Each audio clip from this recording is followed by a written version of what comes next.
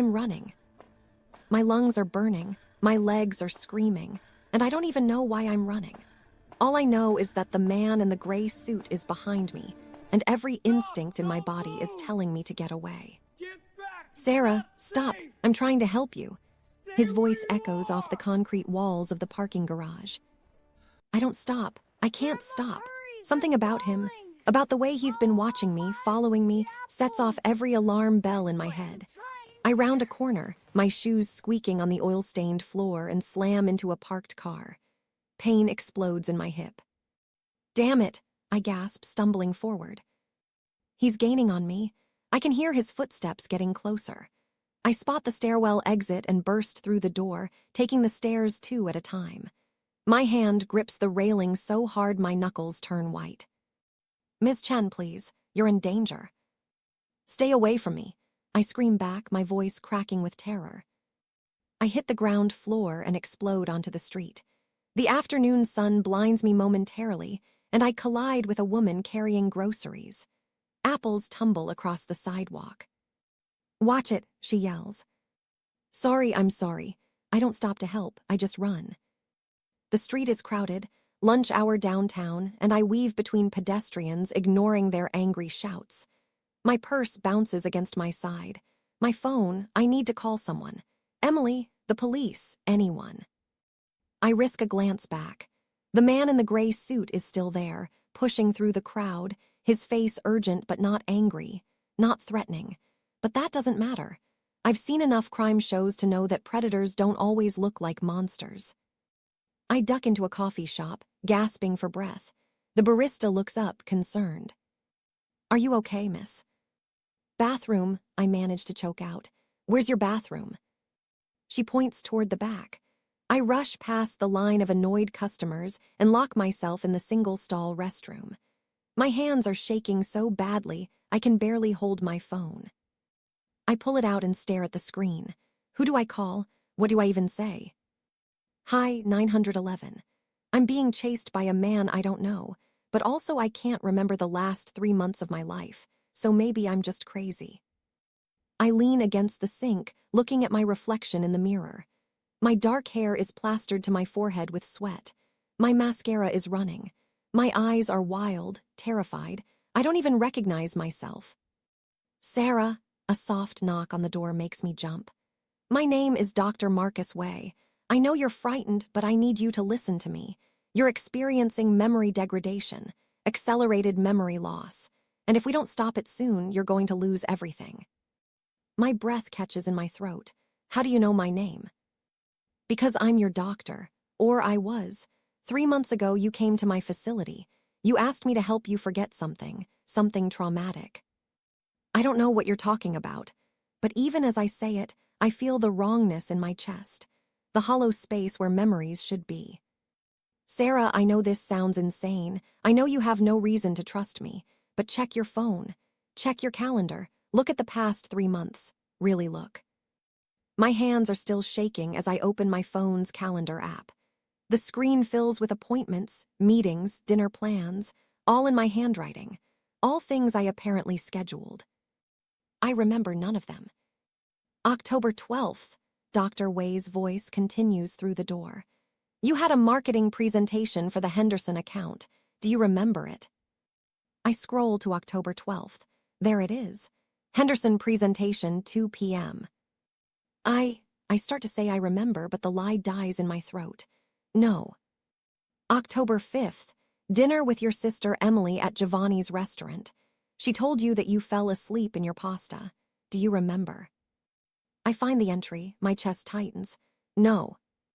September 28th, you won Employee of the Month. There was a ceremony. People applauded. Do you remember?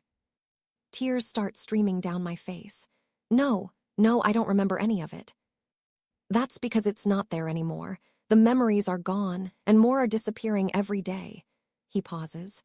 Sarah, I can help you, but you need to let me in. You need to trust me. I wipe my eyes with the back of my hand, leaving black mascara streaks on my skin. Every logical part of my brain is screaming at me not to open this door. Don't trust him. Get away. Call the police. But there's another part. A desperate, terrified part that knows he's telling the truth. Because I can feel it now. The holes in my mind. The blank spaces where my life should be. I unlock the door. Dr. Wei is standing there, and up close, he looks nothing like a threat.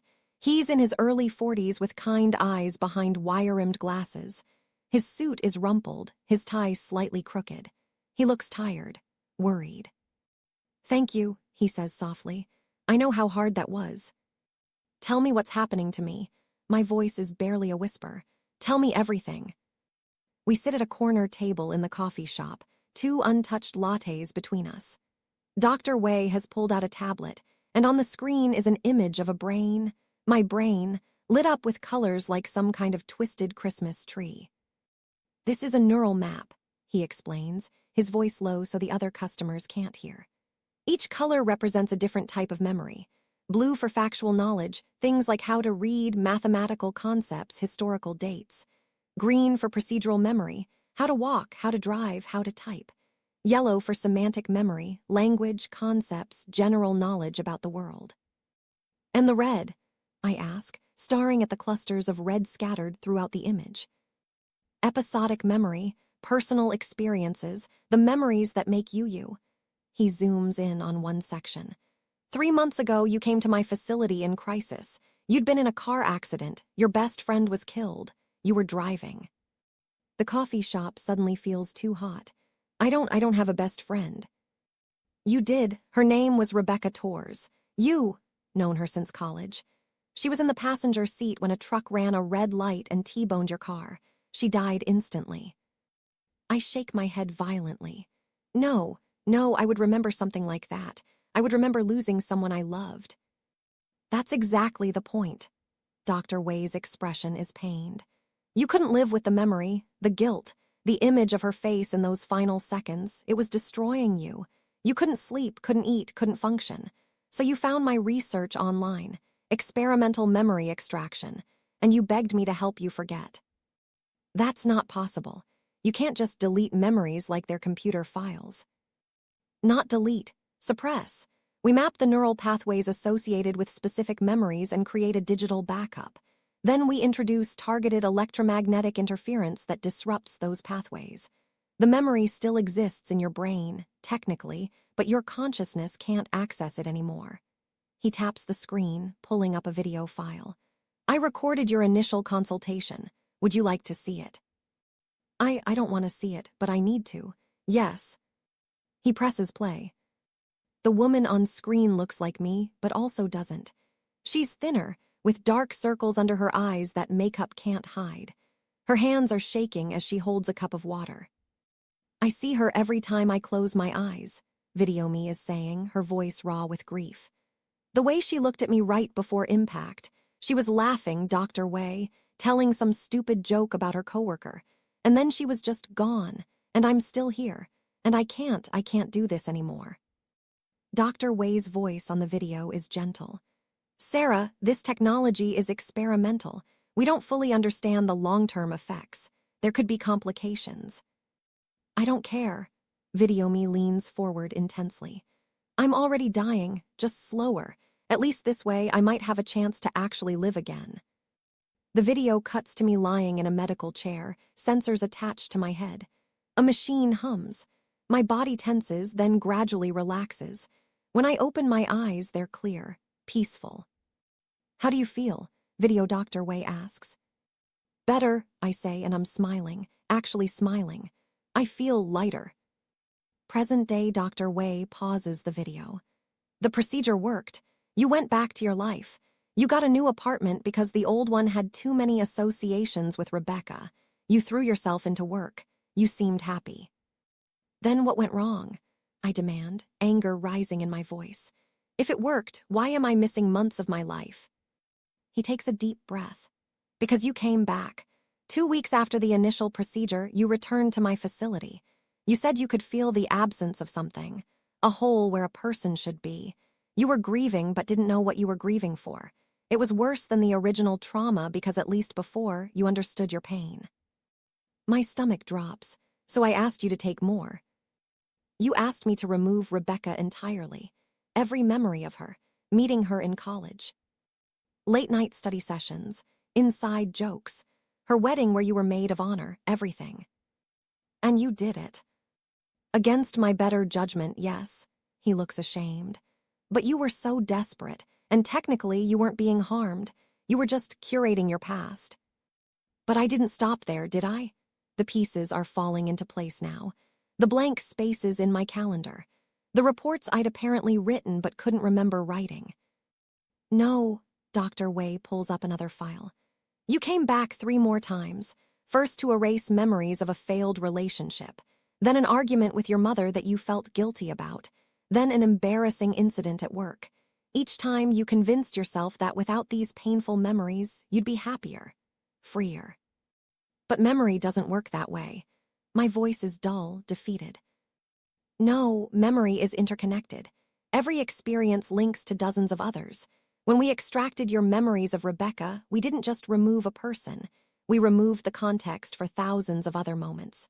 Conversations where you referenced her, plans you made together, songs that reminded you of her. All of those connections were damaged. He brings up a new image on the tablet. My neural map again, but this time it looks like a shattered mirror. Fragments of red surrounded by dead space. This is your brain now. The episodic memory centers are degrading. Memories you didn't ask to forget are spontaneously disappearing because the neural infrastructure supporting them has been compromised. Yesterday's work presentation. Last week's dinner with your sister. This morning's breakfast. Eventually, it won't stop with episodic memories. Your sense of self, your personality, your ability to form new memories, all of it is at risk. I feel like I'm going to be sick. Can you fix it? I don't know. His honesty is somehow worse than false hope would be. We've never encountered this before. You're the first patient to undergo multiple extractions. I've been following you, monitoring you, trying to document the progression so I could figure out a solution. That's why you've been stalking me. Yes, and Sarah, I need you to understand, this is accelerating. 3 days ago, you were losing hours. Yesterday, it was days. Today, you can't remember anything from the past 3 months. By tomorrow, he trails off. By tomorrow, what? By tomorrow, you might not remember this conversation. You might not remember who I am, who you are. He reaches across the table and takes my hand. His grip is warm, solid, real. We need to restore your memories, all of them, including the ones you asked to forget. Including Rebecca's death. Yes. I pull my hand back, wrapping my arms around myself. I don't know if I can survive that. You survived it once. You can survive it again. His voice is firm but kind. And this time you won't be alone. I'll be there. Your sister will be there. We'll get you real help. Therapy, support. The things you should have had the first time instead of this technological shortcut. What if I say no? What if I just want to let it all go? Dr. Wei is quiet for a long moment. Then in a few days, you'll wake up not knowing your own name. You'll be functionally a child in an adult's body. Your sister will have to take care of you. You'll never work again, never live independently, never form new relationships. Is that really preferable to grief? The answer should be obvious. But grief, real deep grief, is a kind of death too. A slower death, but sometimes it feels just as final. I need to talk to Emily, I say finally. My sister. I need to hear from her that this is real, that I'm not just having some kind of breakdown. Of course, Dr. Wei nods. Call her now, I'll wait. I pull out my phone with shaking hands and dial Emily's number. She picks up on the second ring. Sarah, twice in 2 days. What's going on? I need you to tell me the truth. Do I seem different to you lately? Like fundamentally different? There's a pause. Different how? Just answer the question, please. I mean, yeah, actually. Ever since Becca died, you've been. My breath catches. Becca. Your best friend, Rebecca Torres. Sarah, are you feeling okay? You sound weird. I don't remember her. I don't remember having a best friend named Rebecca. I don't remember her dying. I don't remember any of it. The silence on the other end of the line is deafening. Then, quietly, oh my God, Sarah, where are you right now? I'm at a coffee shop downtown. There's a doctor here. Dr. Marcus Way. He says he can help me, but I need to know, is he telling the truth? Did I really lose someone named Rebecca? Yes, Emily's voice breaks. God, Sarah, yes. She died 6 months ago and it nearly killed you too. You wouldn't eat, wouldn't sleep, wouldn't leave your apartment. I was so scared I was going to lose you both. And then one day you just snapped out of it. You seemed better. You said you were going to therapy, working through it. But now, she's crying now. Now you don't even remember her. I'm sorry, I whisper, tears streaming down my own face. I'm so sorry. Don't apologize. Just tell me what I can do. How can I help? I need you to come to this address tomorrow morning. I look at Dr. Way, who nods and writes something on a napkin. There's a medical facility. Dr. Way says he can restore my memories, but it's going to be hard. Really hard. Will you be there? Of course I'll be there. I love you, Sarah. We're going to get through this. After we hang up, I sit in silence for a long moment, processing everything. Finally, I look at Dr. Way. Tomorrow morning, 9 a.m., I want my life back, all of it. That night, I don't sleep. How can I? Tomorrow, I'm going to remember losing someone I loved. Someone so important that losing her nearly destroyed me. And I won't just remember it, I'll relive it. The accident, her death, the funeral, the aftermath. I'm sitting on my apartment floor, surrounded by photo albums I'd found in a box at the back of my closet. Albums I don't remember packing away. In the photos, there's a woman with dark curly hair and an infectious smile. She's in dozens of pictures with me. Hundreds, maybe. We're at parties, on beach trips, at restaurants, in matching Halloween costumes. In one photo, I'm in a bridesmaid dress. She's in a wedding gown. We're both laughing, champagne glasses raised. Rebecca Torres, my best friend. A person I loved enough to be in her wedding. A person whose death I couldn't bear to remember. I trace her face in the photo with my finger. I'm sorry I forgot you, I whisper. I'm so sorry.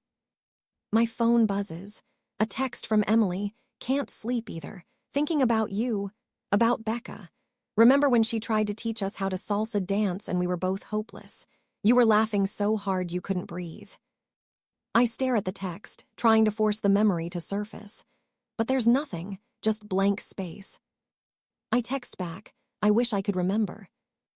Emily, you will. Tomorrow you will. And I'll be right there with you. We'll remember her together. I set the phone down and keep looking through the photos. There's one of Rebecca and me at what looks like a coffee shop. The same coffee shop where Dr. Way and I talked today, actually. We're making silly faces at the camera. Behind us, there's a chalkboard menu. I squint at it, trying to make out what we ordered. And then something happens. A flicker, just a brief flash of sensation. The taste of a caramel latte, too sweet, the sound of Rebecca's laugh, warm and unrestrained. I grab onto the sensation, trying to hold it, but it slips away like water through my fingers. But it was there. For just a second, it was there. Maybe Dr. Way is right. Maybe the memories aren't gone, just suppressed. Maybe tomorrow, when he restores them, it won't be like experiencing them for the first time. It'll be like coming home. I hope he's right. I must have dozed off at some point because the next thing I know, sunlight is streaming through my window and my phone is ringing. Emily. I'm on my way to pick you up, she says when I answer. We're doing this together. 40 minutes later, we're pulling up to an unmarked building on the outskirts of the city. It looks like a generic office complex, the kind of place that could house accountants or insurance salespeople. Nothing about it screams experimental memory laboratory. Dr. Way meets us in the lobby. He looks tired, like maybe he didn't sleep either. Thank you for coming, he says to Emily, shaking her hand. Your sister is going to need support after this. I'm not going anywhere, Emily says firmly, squeezing my hand. We follow Dr. Way through a series of corridors to a room that looks like a cross between a doctor's office and a recording studio. There's a medical chair in the center, surrounded by equipment I don't recognize. Before we begin, Dr. Way says, I need to make absolutely sure you want to do this, Sarah. Once I start the restoration process, I can't stop it. You're going to remember everything. The accident, Rebecca's death, the funeral, the grief, All the pain you asked me to take away. I understand. Do you? He looks at me intently. Because the Sarah who came to me 6 months ago was broken. She was suicidal. She begged me to help her forget because she couldn't see any other way forward. And look where forgetting got me. I gesture to myself. I'm losing my mind, literally. At least if I remember, I'll know who I am. I'll be whole even if I'm in pain. Emily speaks up. She won't be alone this time. Last time she tried to handle it by herself. This time she has me. She has our family. We'll make sure she gets proper help. Dr. Wei nods slowly. All right, Sarah, lie down in the chair. This is going to take several hours. We're not just restoring memories, we're repairing damaged neural pathways. It's going to be intense. You might scream, you might cry, you might beg me to stop. But I need you to trust me. Can you do that? I climb into the chair, my heart pounding. Yes.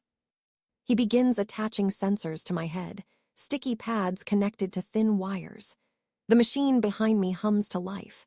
On a monitor above my head, I can see my neural map, all those broken, fragmented pathways. We'll start with the most recent memories and work backward, Dr. Wei explains. That way, you'll have context for the earlier ones. Ready. I reach out and grab Emily's hand. She squeezes back. Ready. At first, there's nothing. Just the hum of the machine and the antiseptic smell of the medical room. Then, slowly, like fog lifting. I'm in my apartment, packing boxes. I'm moving. Why am I moving? Because every corner of this place reminds me of her. The couch where we had wine nights. The kitchen where we cooked elaborate meals that never turned out right. I can't breathe here anymore. The memory is sharp, visceral. I gasp, and Emily's hand tightens on mine. I'm at work presenting the Henderson account. I'm focused, professional. My boss is impressed, but there's a hollowness in my chest, like I'm playing a part in a play I don't care about. I'm at dinner with Emily at Giovanni's. She's talking about her kids and I'm nodding, smiling, but I'm so tired, I order pasta. I take 3 bites. The next thing I know, Emily is shaking my shoulder. Sarah, you fell asleep. She's worried. I laugh it off, but I can feel it, the emptiness spreading. I'm at Dr. Wei's facility. I need to forget the argument with my mother, I'm saying. Every time I think about it, I feel guilty. If I could just erase that guilt. Dr. Wei looks concerned but agrees. I lie down in this same chair. The machine hums. When I wake up, I feel lighter, but also somehow less. The memories come faster now, cascading backward through time. I'm at Dr. Wei's facility again. Mark cheated on me, I'm saying, tears streaming down my face. I keep thinking about it, about the texts I saw, about how stupid I was. I just want to forget it ever happened. Dr. Wei warns me about complications. I don't listen. I'm at Dr. Wei's facility for the second time. I can feel her absence, I'm sobbing. I know I asked you to take away the accident, but now there's just this hole. Like I'm grieving someone who never existed. Please, take all of it. Take every memory of her. And then, I'm at Dr. Wei's facility for the first time. I'm a wreck. I haven't showered in days.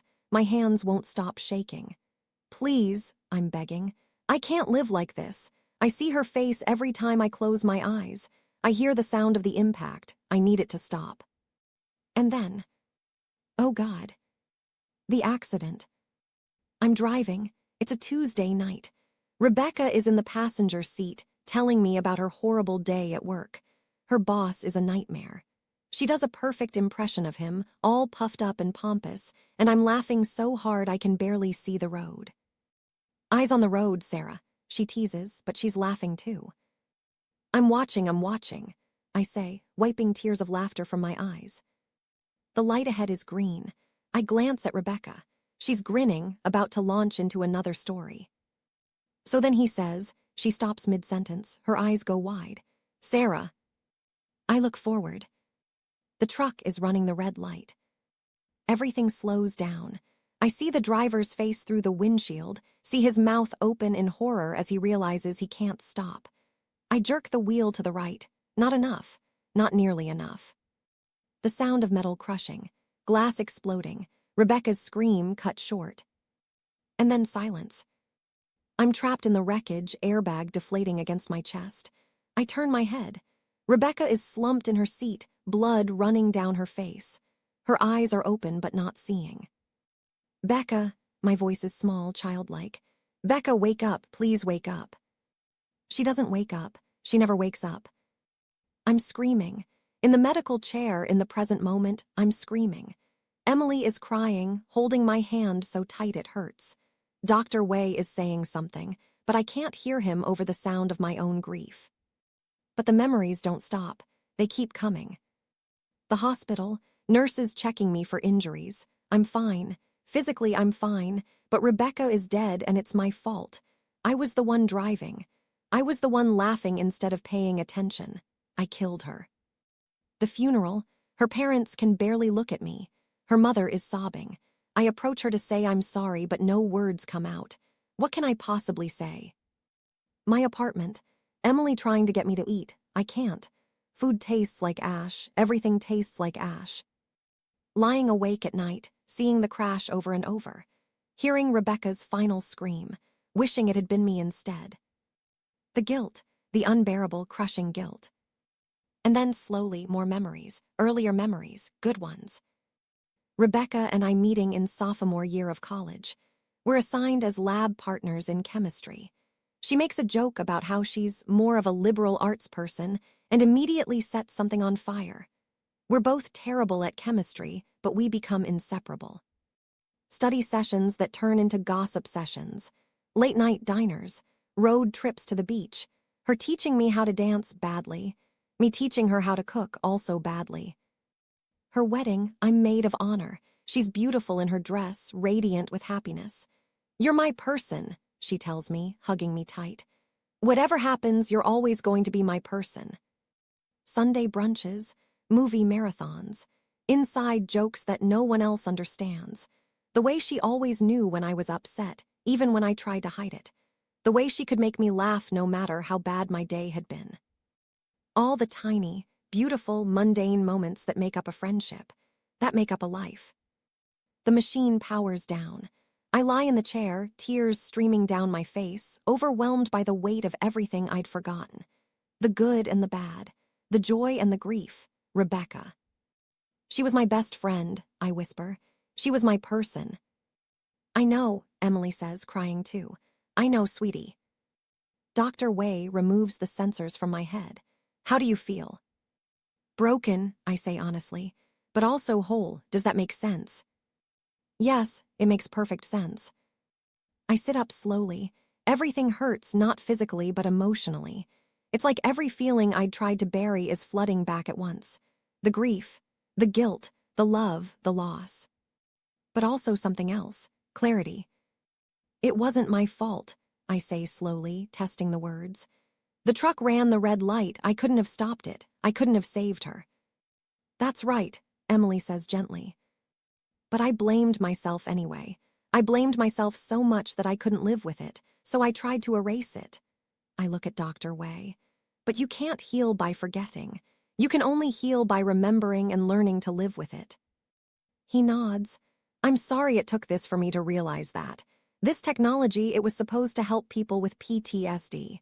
Veterans who couldn't sleep because of what they'd seen. Trauma survivors who couldn't function. But it became something else. A shortcut. A way to opt out of pain. And pain, as much as we hate it, is part of being human. How many others are there? I ask. How many people have you done this to? 43 patients over the past 2 years. Not all of them had complications like you did. Most just had single extractions, one traumatic memory removed. But a few, he trails off, are losing themselves. Yes. I think about this. About a world where people can choose to forget their pain. Where growth through suffering is optional. Where grief can be deleted with the push of a button. It's wrong, I say. Not just what happened to me, but all of it. Memory isn't supposed to be editable. We're supposed to remember. That's how we learn. That's how we grow. That's how we honor the people we've lost. I agree, Dr. Wei says quietly. That's why I'm shutting down the program, after what happened to you. I can't in good conscience continue. I've already started the process. The facility will be closed by the end of the month. What about the others, the 43 patients? I'll reach out to each of them, offer restoration if they want it, but the choice will be theirs. He pulls a flash drive from his pocket. This contains everything. All my research, all the patient files, anonymized all the data. I think the world needs to know what we've been doing, what the risks are, but it should come from someone affected by it, not just from me. He holds out the flash drive. I take it. I'll make sure people know, I say. I'll tell my story about Rebecca, about what I tried to do, about what I almost lost. Emily drives me home. We don't talk much in the car. There's too much to say, and we're both emotionally exhausted. But when we pull up to my building, she turns to me. Are you going to be okay? I can stay with you tonight if you want. No, I say, and I'm surprised to find I mean it. I need to do this part alone. I need to sit with these memories, really sit with them, but I'll call you tomorrow, and I'll make an appointment with a therapist, a real one. Promise. Promise. In my apartment, I go straight to the box of photo albums. I pull them out, one by one, and spread them across my floor. All these moments with Rebecca that I'd tried to forget. I pick up my phone and start recording a video. My name is Sarah Chen, I say to the camera. 6 months ago, my best friend Rebecca Torres died in a car accident. I was driving. It wasn't my fault, but I blamed myself anyway. The grief was so overwhelming that I sought out experimental technology to erase my memories of her death. And when that wasn't enough, I erased my memories of her entirely. I take a deep breath. But memories aren't like files on a computer that you can just delete. They're interconnected. And when you start pulling threads, eventually the whole tapestry unravels. I almost lost everything, not just my memories of Rebecca, but my memories of my entire life, my sense of self, who I am. I hold up a photo of Rebecca and me, arms around each other, laughing at something long forgotten. This is Rebecca. She was funny and kind and loyal and impossible. She was my person, and yes, losing her hurts. It hurts more than I can possibly describe, but she deserves to be remembered. And I deserve to remember her even if it's painful, especially if it's painful, because that pain is proof that she mattered, that she was real, that she's still a part of me. I end the recording and post it to social media with the caption, "We need to talk about memory, grief, and the danger of trying to edit our pain away." Within minutes, comments start pouring in. People sharing their own stories of loss, others asking about the technology I mentioned, a few accusing me of making it up. But one comment catches my eye. It's from a user named Memento91, the same username I'd seen in that forum post days ago. The comment says, "Thank you for speaking up. I've been living with holes in my memory for 3 years, too scared to come forward. But seeing your story, maybe it's time for me to remember too." I smile through my tears. This is just the beginning of my healing, yes, but also the beginning of something bigger, a conversation that needs to happen. I look at Rebecca's photo one more time. I'm going to make this right, I tell her. I'm going to make sure no one else loses themselves like I almost did, I promise. And for the first time in 6 months, I feel her presence not as an absence but as a warmth, a light. A reminder that love doesn't end with death, it just changes form. I'm going to be okay. It's going to hurt, and it's going to be hard, but I'm going to be okay. Because now, finally, I remember who I am. 3 months later, Sarah stands at a press conference, Dr. Way beside her. Behind them, a screen shows the logo, Memory Clear TM Life Without Regrets, with a red X through it. Sarah begins, "Today, we're here to talk about the price of forgetting." The camera pans to show dozens of people in the audience, other patients, ready to share their stories, ready to remember. This story is dedicated to everyone who's ever lost someone they loved. Your grief is valid, your pain is real, and your memories, painful as they are precious. Don't let anyone tell you otherwise. If you enjoyed this story, don't forget to like, subscribe, and drop a comment below. Your support keeps the stories coming.